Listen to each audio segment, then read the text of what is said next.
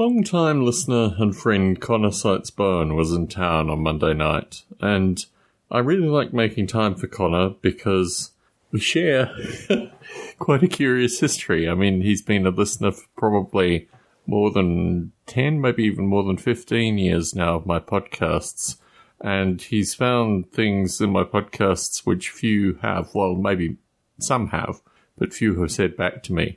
One of the topics of discussion, which I didn't even mention last recording, was associated with my writing, because Connor was a proofreader on 3 works that I got him last year, and he was a particularly good proofreader. I think the 2 works that are still held, Just Plain Chaos and the Just Plain Chaos role-playing game, stand on their own, and my plan is to probably put them in a paper publication.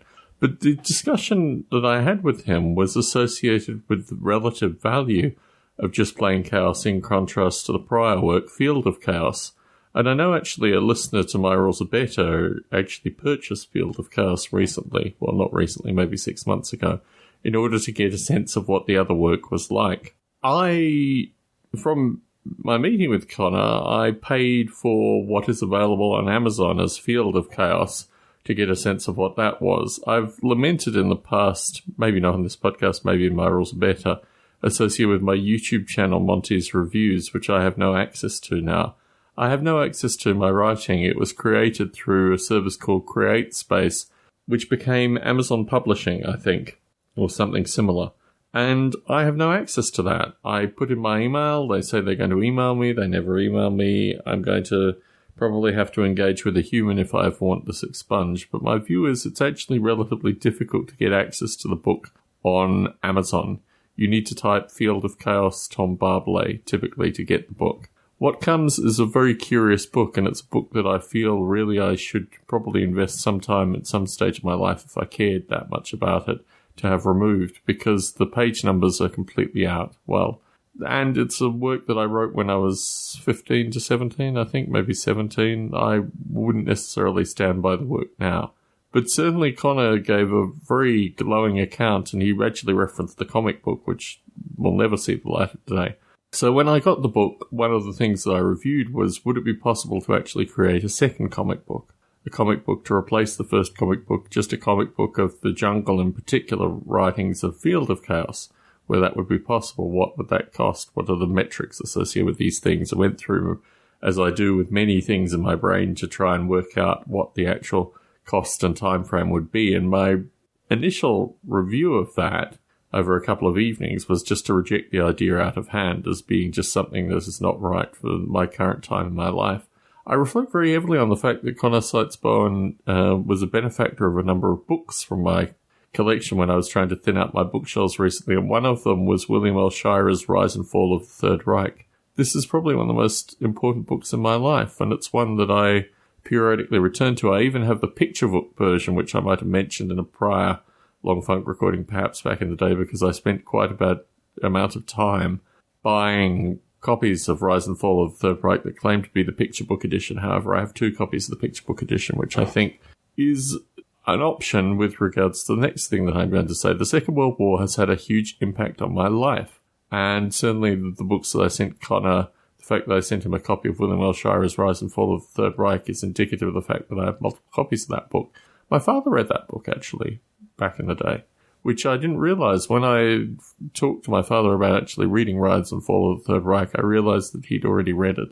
A number of people that I've met through my professional life have mentioned it as a book that was important to them as well.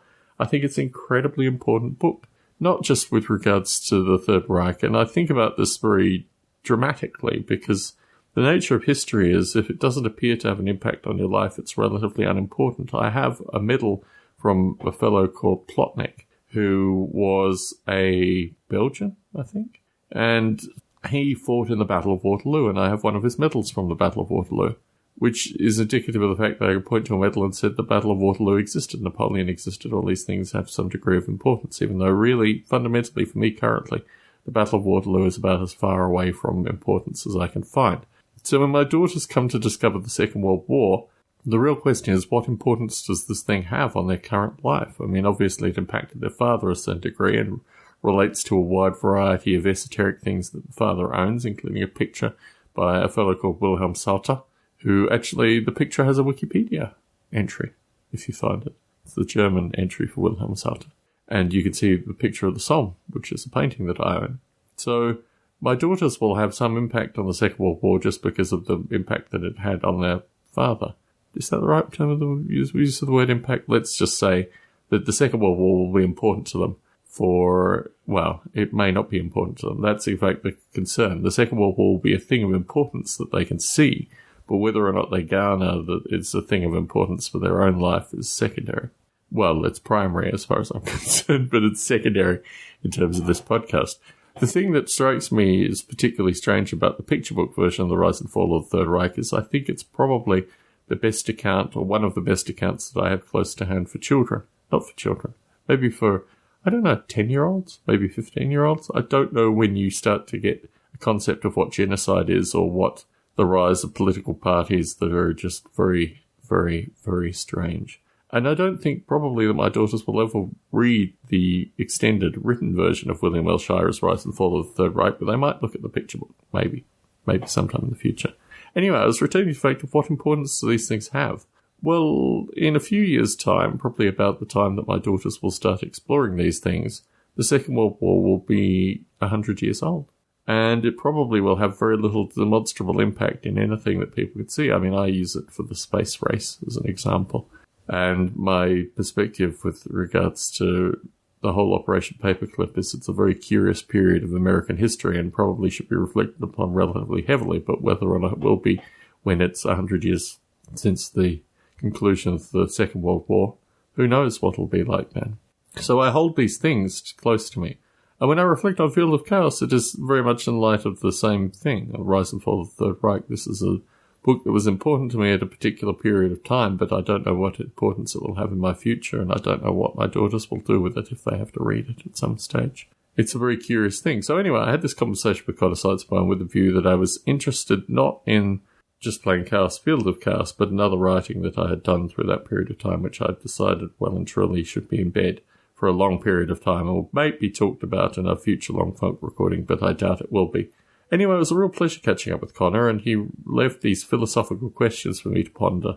Should I create another comic book? What benefit does this text have? And I do wonder if I'll ever... it seems as it's sufficiently difficult to actually get a copy of Field of Chaos that I probably shouldn't concern myself with trying to get a Create Space account and getting it expunged.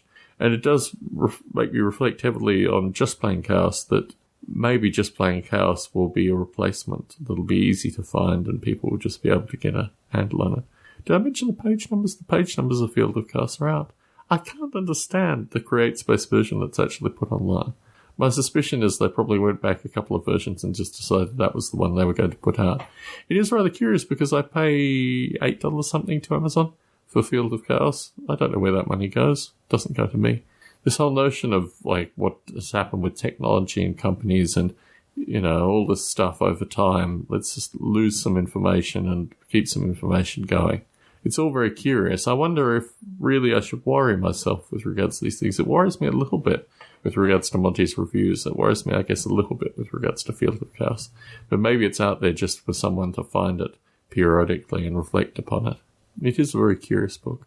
Tom Barbalet in Las Vegas, Nevada, signing out.